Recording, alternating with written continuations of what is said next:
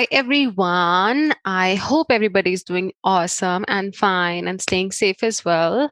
Well, starting from my introduction, hi, I'm Megha Gahlawat and I'm a biology faculty right here at askIITians. And I'm so very happy that you enrolled with us. So now in today's chapter, we are going to start with a lot of things such as the tissues and cells and how many type of tissues are there in the plants and the animals.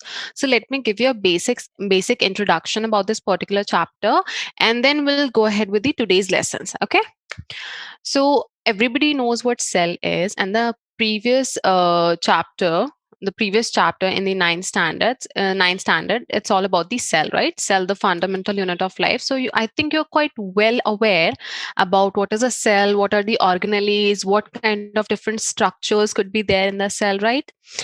So now next chapter here, the next step that we have, cell, all of this, like basically, let's say cells, all kind of similar cells, they aggregate together, they come together and they kind of form the tissue, right?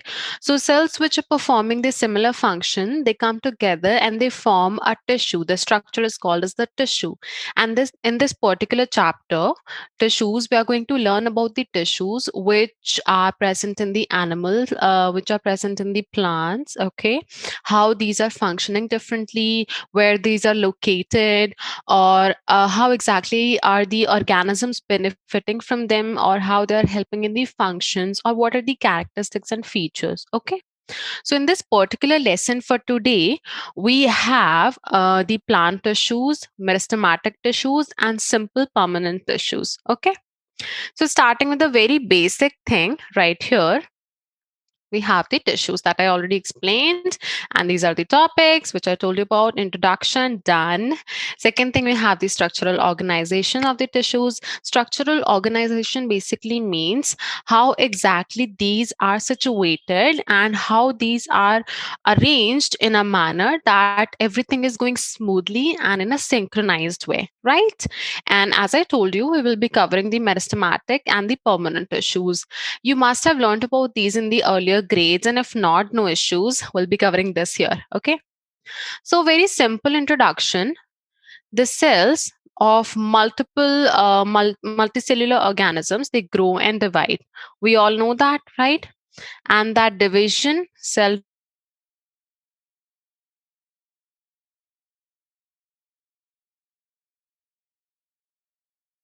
happens in different and they form small groups, and these groups are called as the tissues, right? These groups are called as the tissues, and they combine, they specialize, and they perform a specific function for the body. Now the key words here are the specific function, combine, and specialize. Okay. So in simple words, if we go together in the simple words, what are tissues? Tissues are basically the cells forming a cluster and performing similar function, right? If I put in an example for you here, let's say the cells, there are multiple type of cells, right? You're well aware there is nervous cell, and then there is skin cell, which we call as the epithelial, which we'll be learning more about in the future in this particular chapter itself, right? So let's say the skins which are situated in our skin, right? All of they have the similar function. What is the function? To protect our body from the outer environment, right? Skin is the barrier against our, like barrier against the external environment and protecting our internal structures. So that is one easiest example that I could have given you, right? Next thing is the structural organization. Now, since we are starting with the plant tissues and we'll be moving forward to the animal tissues, plant tissues here are basically of two types, the meristematic and the permanent tissues. Okay. As I told you already, the structural organization, bacha, coming back to the structural organization, as I told you already, the structural organization of the organs and the organ system is for the specialized cells, okay, which are localized or situated in the complex animal and the complex plants, right? It is multiple cells, so they'll be present in the multicellular organisms rather than the unicellular organisms, right? And there could be multiple differences for the tissues situated in the different places, performing different kind of functions, and all together synchronizing and making the organism's body work, right? So, as you see, the fundamental differences they reflect the different modes of life pursued by the two major groups, as I told you, the unicellular right here and multicellular right here. Okay. Now, coming to the plant tissues, there are two types of plant tissues, okay, based on the ability to grow. This thing that you're seeing right here, this is the bifurcation or the categorization based on the ability to grow. For the plant tissues, okay, meristematic, which can grow continuously, and permanent, which have stopped growing and have started doing the functions in order to facilitate the survival of the organism, the plant in this particular case, okay. And the animal tissues, remember when I was giving you the example of the skin cells, the epithelial cells, right? You will be learning more about that in the upcoming lessons, right? So we have the epithelial cells, connective tissues. Epithelials are basically concerned with being present on the different surfaces, and connective is concerned with the bones and the different type of tissues which are connecting our internal organs, okay. And then muscular basically the muscle cells which are present, okay. For example, I'm talking right now, I'm moving my hands, all of this because of the muscular tissue. Then we have the nervous cell. Nervous tissues are concerned with the working of our brain, our spinal cord, our response to the stimulus, the outer environment, right? So that is one thing. Now going ahead with the plant meristematic tissues.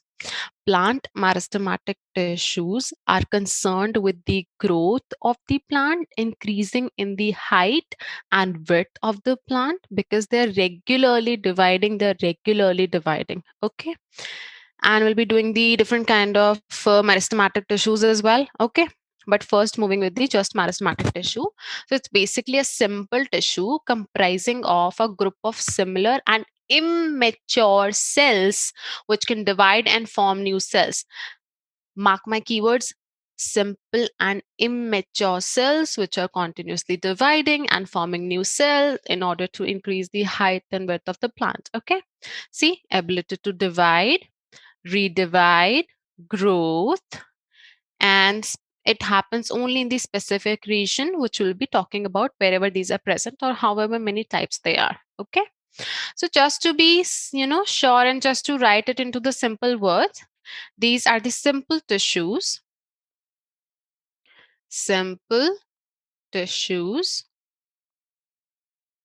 which are composed of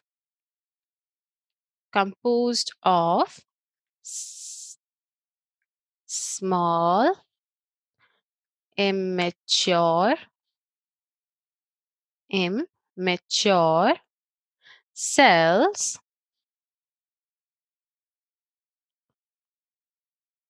which continuously divide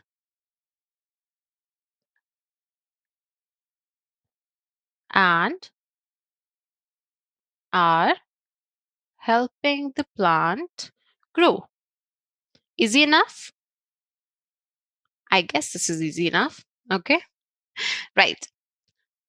So plant meristematic tissue, bacha. First of all, you need to understand all the different kind of characteristics of the meristematic tissues. It is like really, really important. Okay.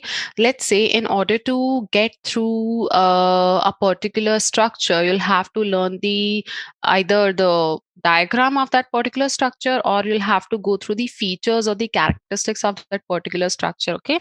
So in this case, we'll be going ahead with the meristematic cells, right? So first of all, these cells, plants, meristematic tissues, These are of multiple types. Okay. These are present in the root apical in the root region, in the shoot region, sorry, and they are present in the like in the circumference of the plant. Okay, and these are present in the internodes. Okay, so first I'll tell you wherever these are present, and then we'll go through the general characteristics which are shown by the meristematic plants, meristematic tissues of all the regions in the plant. Okay. So these are of three types. We have the apical tissues, we have the lateral tissues, and we have the intercalary tissues, right? So apical are further divided into two parts, the root apical and the shoot apical. You'll be surprised to know about a lot of things, okay? And lateral is just present in the circumference of the woody parts, woody stems of the plant, okay? And this is present in the nodes and internodes, right? So that is one thing, okay? And let's go through a particular small structure in order to understand wherever these are present, okay? Just give me a moment. Until then, you can go ahead and recap wherever these different kind of tissues are present, or wherever uh, whatever I have told you about these particular kind of tissues, okay? Now, see, there's a very easy diagram that you'll have to remember. It's not a big deal, but what is a big deal right here is that you'll have to remember what these different kind of tissues do, or wherever these different kind of tissues are present, or what are the characteristics of these, okay? But I promise you, it'll be easy. It'll be easy peasy, lemon squeezy, okay? So there you go. That is one thing. We have the apical meristem, which is present at the apex of the plant. Okay, could be the root apex, could be the shoot apex. Then we have the intercalary. Intercalary is usually present in between. You see, it is present right here, and it could be present right here, basically at the place where the nodes are found. Okay, or wherever a stem is rejoining a branch, or wherever a stem is branching outwards into multiple particles, okay, into multiple parts basically. And then we have the lateral. As I told you, lateral is present in the circumference, as you can see right here and right here. It basically helps the plant in increasing the width, increases the width, right? That is one thing that is like really, really, let's say, basic. Okay. Apart from that, I have the characteristics of these different kind of meristematic cells as well, which is like really, really important. And I hope you guys can understand. And if there's any doubt, ask me in the class, or the teacher whoever is teaching the biology. That was a lame joke, wasn't it? Anyway, just let me paste all the important things right here, and it will be very easy. Okay. See, we have major characteristics such as they have the ability to grow properly. Okay, these plant, they have the ability to grow properly. They have small immature cells, as I already told you about. Okay, these are isodiametric. Now when I say isodiametric means they are almost similar from all the sides of themselves, right? For example, they have almost the equal sides. Okay, they have equal measurements almost. Next is they are round and they're oval, or they're polygonal. Okay, that means the basic shapes however they are present. Okay, apart from that, they do not have any intercellular spaces. You have to understand that meristematic tissues are compactly packed like this. Okay, and since they're compactly packed like this, they won't have any intercellular spaces at all. Their walls, the walls right here, these are extremely thin. Why? In order to facilitate their proper division. Okay, since they are meristematic, they are helping with the growth. They'll have to divide time and again, and in order for them to divide time and again, it's really important for them to have a thin cellular wall. Okay, And if you're aware of the cell wall components, which basically comprise of the cellulose, hemicellulose, and pectin in the plants, which you read about in the previous chapter cell, on the contrary, they are made up of just the cellulose here in the meristematic cells, okay? Because it could be elastic as well, which could help them in the dividing and redividing, right? And their nucleus is conspicuous. Conspicuous means which could be noted from a faraway place or which is very evident, right? So their nucleus is very evident in the cell. It could be easily spotted. Why? Because they're growing, they have the continuous replication of the DNA, which is really, really important for the formation of new cells. So their nucleus is larger in size, comprising more and more DNA, and then dividing, and then again replicating, and then following the same process again and again and again, right? That is one thing. Apart from that, the cytoplasm is very, very dense. Okay. I hope you know that cytoplasm is basically a colloidal solution which is present in a cell in which all the cell organelles float. You have already learned about it in the previous chapter. Okay. Now, see, the cytoplasm is kind of dense in their case. How is it dense, or why is it dense? It basically has a lot of proteins, or it has a lot of commodities which are required for the cell to replicate and divide time and again. So it will be all dense, packed with all the energy and all the components which are required for continuous division of the cells, right? Next is vacuoles are absent of, very, very small. Now see, vacuoles are tend to be present in the cells which are functioning or which are surviving or which are doing an assigned task, or which are helping in the survival of the organism, okay? Because vacuoles are responsible, first thing, for storing down the, let's say, unwanted material, or they're helping in the storage of a lot of water and salt in order to maintain the balance in the cell, okay? So vacuoles are doing the function in the cells which basically are performing the task or which are helping in the survival of the organism. But since the only function of the meristematic tissue is to, regularly divide and help with the growth, so vacuole is not really required here, okay? Or if required, it will be very small, like not even important. Next is crystals are absent. Now listen to me. What are crystals? Crystals are basically the different components which are present in the cytoplasm, and these crystals could be made up of the carbohydrates, the sugar. These crystals could be made up of the different kind of electrolytes or the salts, which could be performing different kind of functions in the cell, okay? But since those functions are not required in the dividing and redividing cells, we do not have the crystals, right? So that is one thing, right? Okay, so I'm going to give you a quick recap based on the all meristematic tissues, and after that, we'll just basically go ahead and start the permanent tissues. Okay, and if there's any doubt, again, just ask the teacher who's teaching you right now, and I just hope I could help you with that. Right. So back to the topic, we have the generalization and the summarization of this particular meristematic cells. Apical meristems, intercalary meristem, and lateral meristem, three types of meristematic tissues. Only function is to grow, divide, and redivide, and help the plant with the height and the width. Okay. Apical meristem present in the apex of the main branch, that is the shoot apical meristem, and present at the apex of the root and helping the root grow, that is root apical meristem. Okay.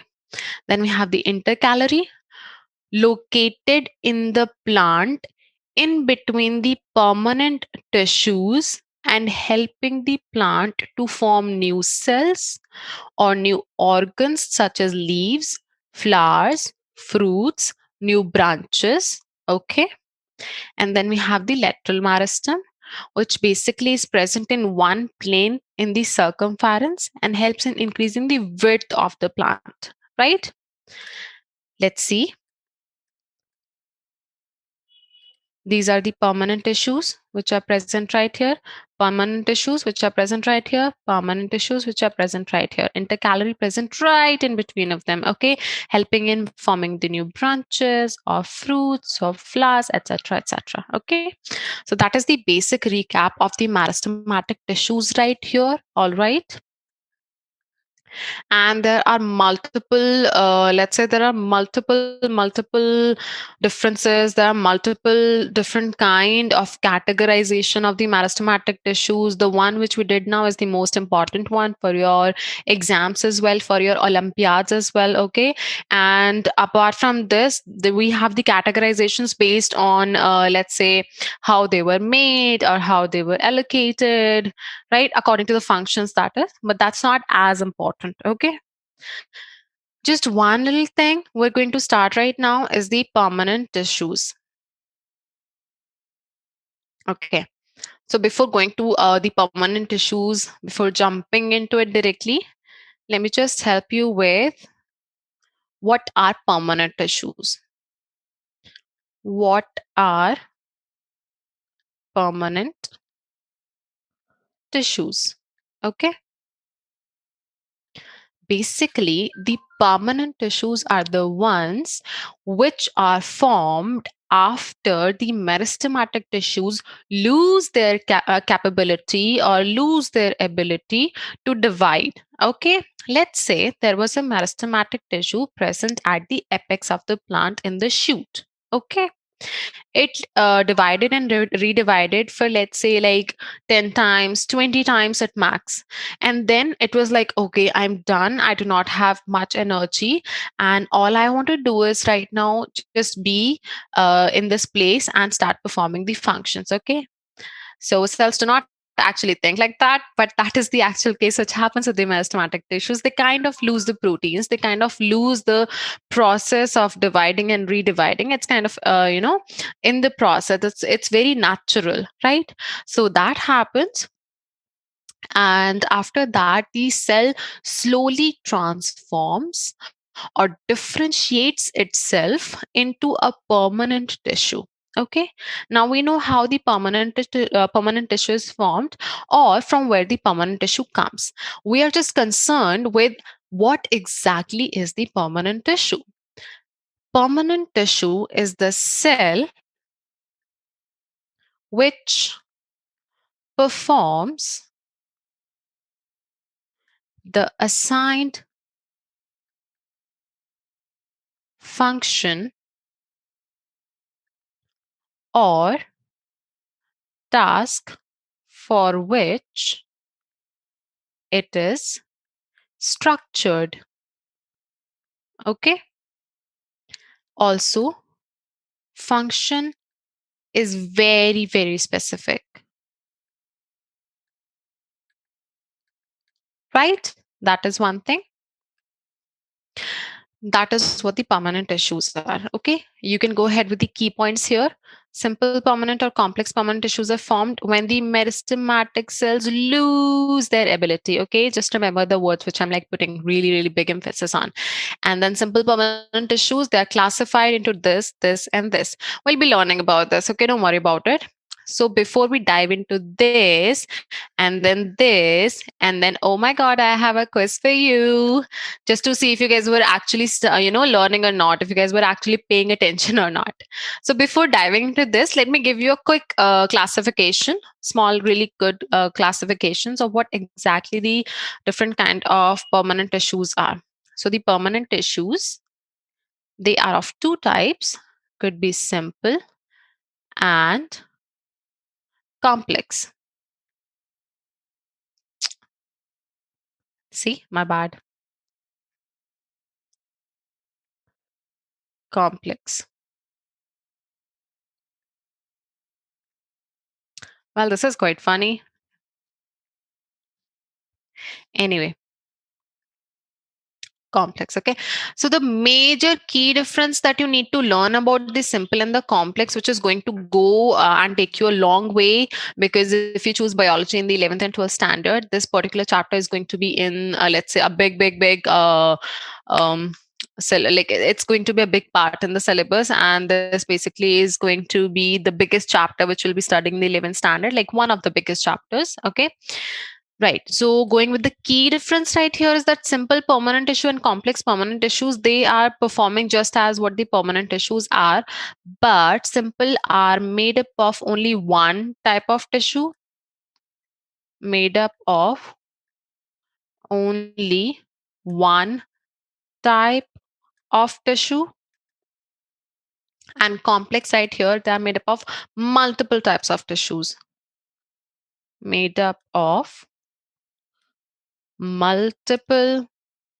types of tissues, right? So that is one thing. Okay, simple and complex.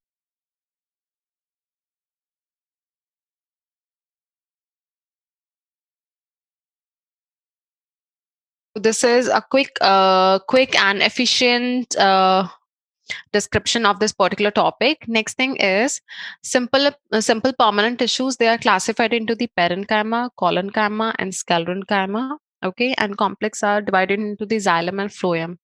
So let me just give you this straight. We'll do this particular question as well. Okay, but right here, let me just give this to you straight. We have the plant tissues. We have meristematic. We have permanent. Okay, I'm just recapitulating it because, and I have already told you what these are. In case of any doubt, just rewind the recording. Okay. So these are of three types. We have the apical, we have the intercalary, and we have the lateral, right? And apical is of two types. We have the shoot apical and we have the root apical, right? And for the permanent right here, we basically have the simple and the complex. It's quite easy to remember, not a big deal. Okay. So simple basically are of three types. We have the parenchyma, we have the collenchyma. I'll be going into details of all of these, so don't you worry about it. And we have the sclerenchyma. Okay, and complex on the other hand is just of two types. We have the xylem and we have the phloem. In the lower classes as well, I think in the 8th standard, you did learn about how xylem works in the conduction of water throughout the entire length of the plant, or how phloem works in the conduction of the food through the entire length of the plant, right? We'll be learning about their components as well, but in the next lesson, right? So let's just tune in for this one. We have the simple permanent tissues, the parenchyma, collenchyma, sclerenchyma. See, let's go with the basic. Let's just go with the basic characteristics first, and then we'll come together with the functions of all these particular three tissues that we're learning about. Okay, we have the parenchyma. These cells are living, they are thin, they basically have the thin cell walls. That means the cell wall will basically just have mainly the cellulose and the hemicellulose. Okay, next, these cells could be oval or round in shape. Okay, these could be oval or round in shape. Now see, parenchyma cells, they basically just, kind of go ahead and they're abundant. They are the most abundant cells in the plant. Okay, they have a lot of intercellular spaces as well. Okay, and if you look at them through the microscope, they'll be quite, let's say, interesting. How exactly? Let me show you. So this particular diagram that you see right here, this is the parenchyma cells. Okay, this is the parenchyma cells that you're seeing right here. You see, that is the microscopic view. This is the microscopic view. This is also the microscopic view, but in the longitudinal manner. Okay, in the vertical manner, and these both circular ones are in the horizontal manner. So this is how it goes. So these have intercellular spaces, have small intercellular spaces, right? These are small intercellular spaces. They are the most abundant, and their shape basically is designed for the storage of materials. Okay, so internally they will have a large vacuole, and they will have a peripheral cytoplasm having a nucleus, and they will be connected by a plasmodesmata with each other. That is like a cytoplasmic connection. Okay, if you don't understand it quite well, I'll just draw it out for you. For example, this is the cell.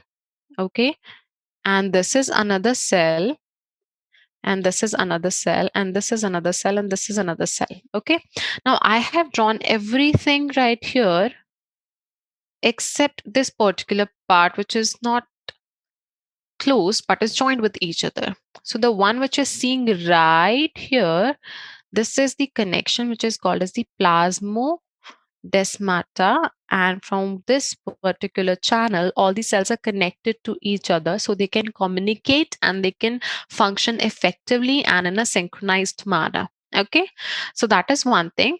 And as I was telling you about the cells having a big nucleus, so let's say if this is a parenchyma cell, it'll have a big vacuole like this. Okay, let me color this vacuole for you because I love coloring.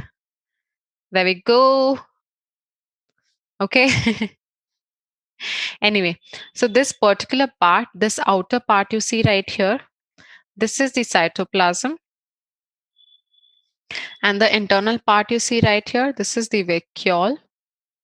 Okay, and it'll have a teeny tiny pretty nucleus which will be controlling everything which is going on in the cell, because in the previous chapter as well you learned that nucleus is the master of the cell or the brain of the cell which is controlling everything.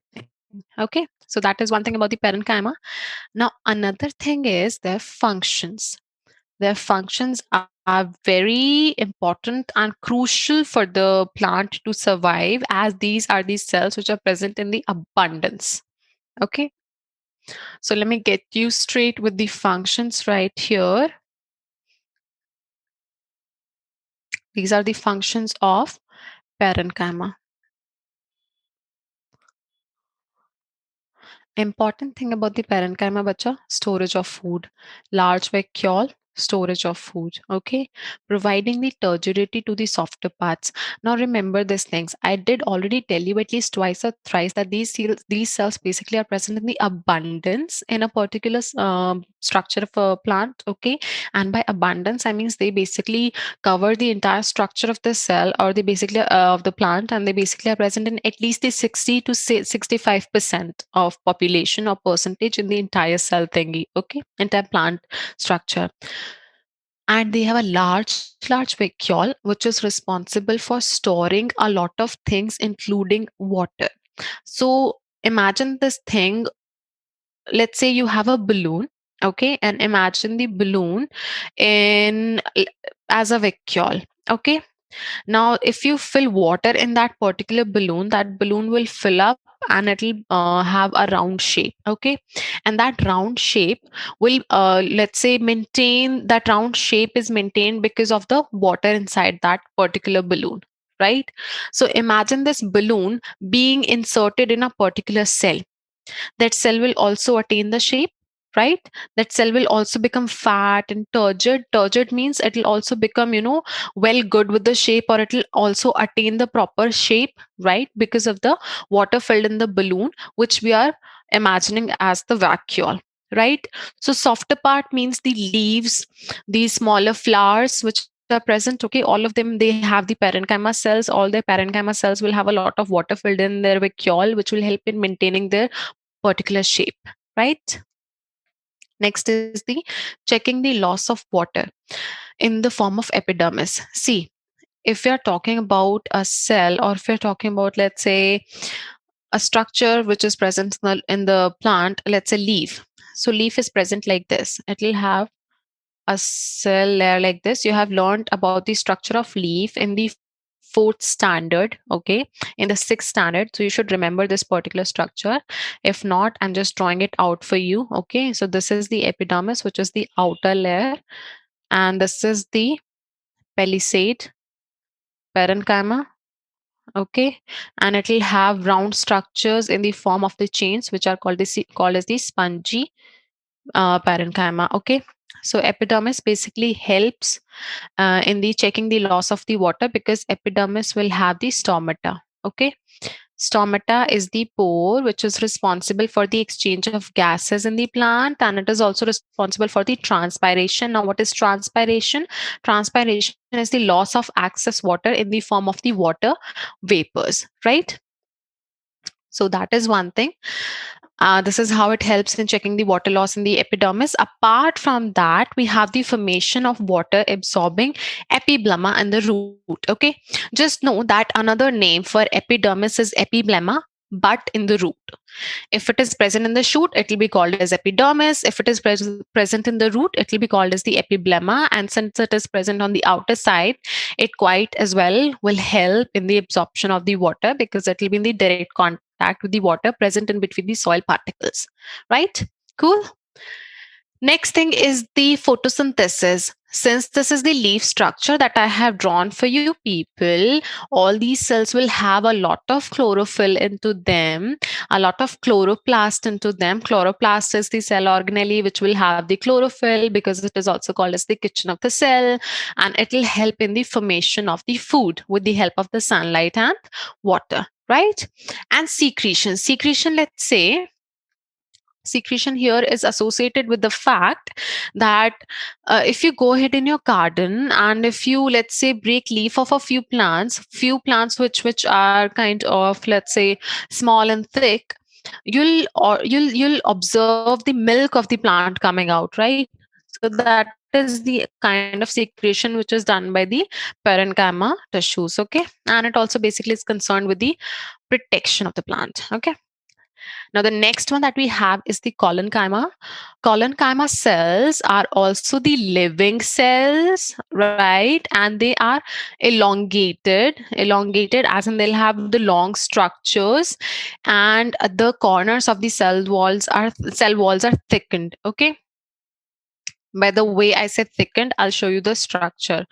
Now, see, Bacha, you must have seen that whenever you go ahead with the plant and you fold their soft parts, such as the green stems or the leaves, they'll bend to a certain limit and then they'll spring back to their original position. Let's say you see my hands, right? So let's say this is a stem, my arm is a stem, and my hand is a leaf. So my hand is a leaf, and it'll have the collenchyma tissue. It'll go right this, it'll bend to a certain extent, and if we leave it, it'll come back to its original position, right? This is because of the collenchyma tissues.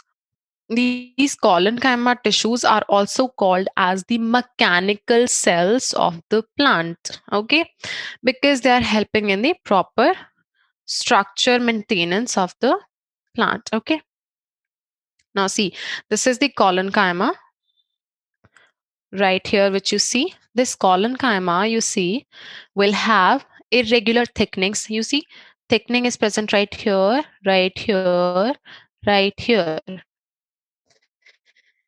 These thickenings are the one things which basically help in maintaining the proper structure, in maintaining the proper shape. Okay, and these also help in the bending and then coming back of the plant, the green stems of the plant or the leaves of the plant. Okay, and they will have pectocellulose. These thickenings, these wall thickenings, they basically have pectocellulose, right? That is one thing.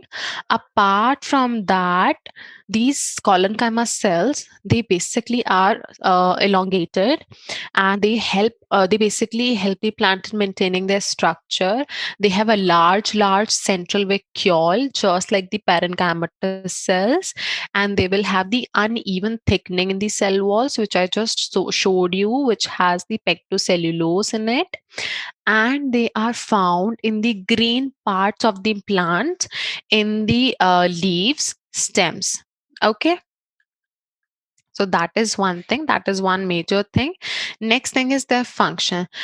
Now, their function is one thing which is like really, really important. So we'll go ahead with the function of these collenchyma cells. Okay.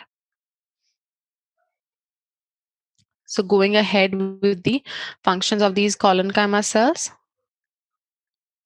Now these right here is for the collenchyma functions, right? See, it is going to provide the strength to the young dicot stems. Okay, these are present in the dicot plants. There are two type of plants, the monocots and dicots. Monocots basically are the crop plants.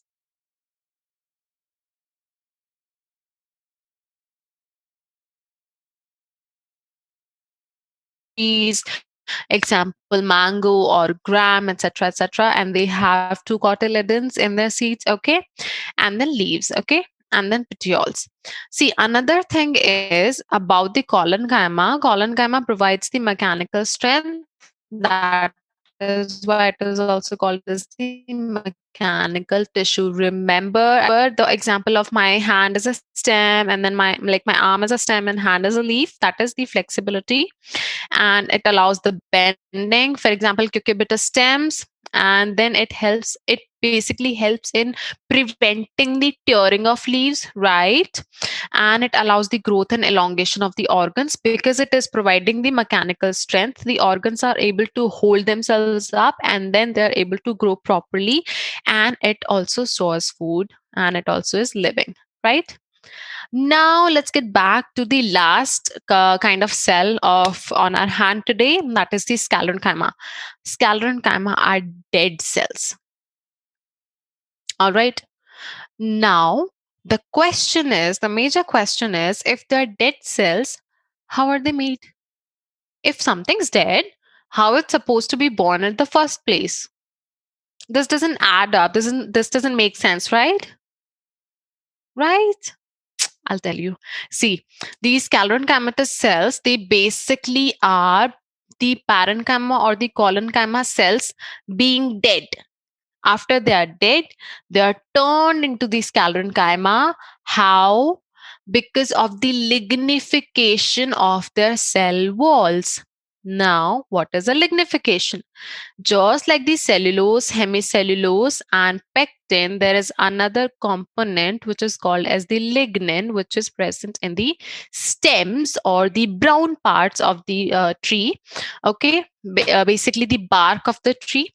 This lignin is the very strong biopolymer which is present in the nature. Biopolymer means the component which is made up of long chains of the components which are which is made up of the long chains of the different kind of sugars or the amino acids or the proteins which are, or the amino like the nucleic acids which is found in the nature. Okay, so basically, these scalenchymatous cells are formed because of the lignifications of the parenchyma or the collenchyma after they are dead. All right. Now see, these scalenchymatous tissues, they are very long, they are narrow, they are thick, and they're closely packed. They will not have any intercellular spaces like the parenchyma cells. Okay, and they are connected with the pits. Now I'll tell you what are pits. I'll show you basically. You see, this is the scalenchymatous cell. Okay, and in this particular scalenchymatous cell, you see the small things. Let me just get ahead with the red colored pen. You see the small openings which are present at places like this or like this or like this right here. These are called as the pits. And these pits allow the communication in between these cells, and these pits allow the passage of materials from these cells. Okay. And since these cells are dead, they basically help in the protection of the plant, and they are found they're found abundantly in the outer parts of the plant for the sake of protection. Okay, and their main function is the provision of proper mechanical strength to the plants. Okay, you see, basically they are helping in providing the strength. They're helping in making the tree stand straight upright. You see, tree is a very very bulky organism, or it's a very bulky structure, right? It will weigh tons and tons. So these scalerenchymatous tissues are the ones which basically are holding them together, or which basically are helping them. Okay, and I've already told you the major function is the protection from the outer organisms and the rain, the sunlight, etc., etc., and providing the mechanical strength. So that is one thing, right? Apart from this, we have the questions. Okay, what is a tissue? What is a tissue? Now I'll count to 10 in order for you to have a little time and answer it yourself, and then we'll answer it together. Okay?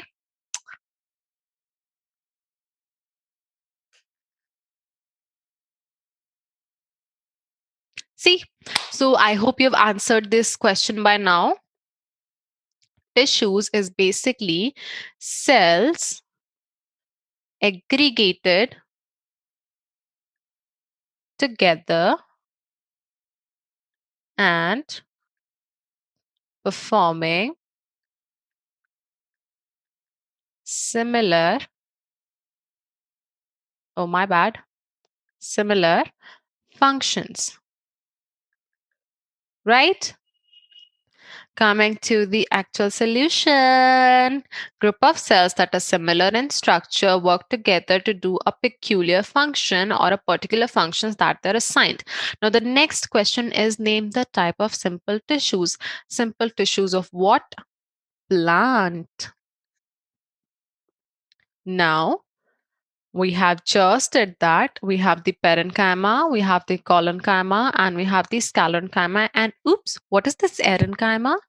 Let me just go ahead and get back to the parenchymatous tissues.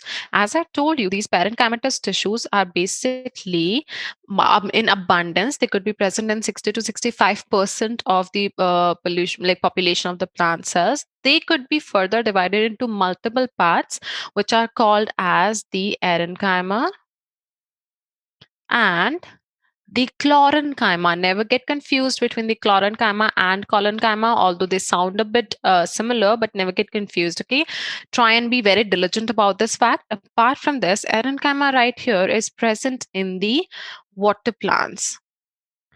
Water plants, or let's say hydroplants. Okay, and what is their major function? Their major function is to help the plants to stay afloat on the water. How do they do that? They basically have a big vacuole, which instead of storing water stores the air. Okay, and that is why the water plants have the buoyancy and they stay afloat onto the surface of water. For example, the lotus or the water lily for that matter. Next is the Chlorenchyma. Remember when I told you about the different kind of parenchyma which is present in the leaf cells, and they're also helping in the making the food. They basically have a lot of chloroplast and chlorophyll, and that is why they're called as the chlorenchyma, as they're helping in the preparation of the food. Okay, so you can add chlorenchyma as well in this particular answer. And thank you. So that's all for today. I'll see you in the next lesson. And just keep learning from Ask IITians and be tuned in for the next session. Okay. Take care. Bye bye.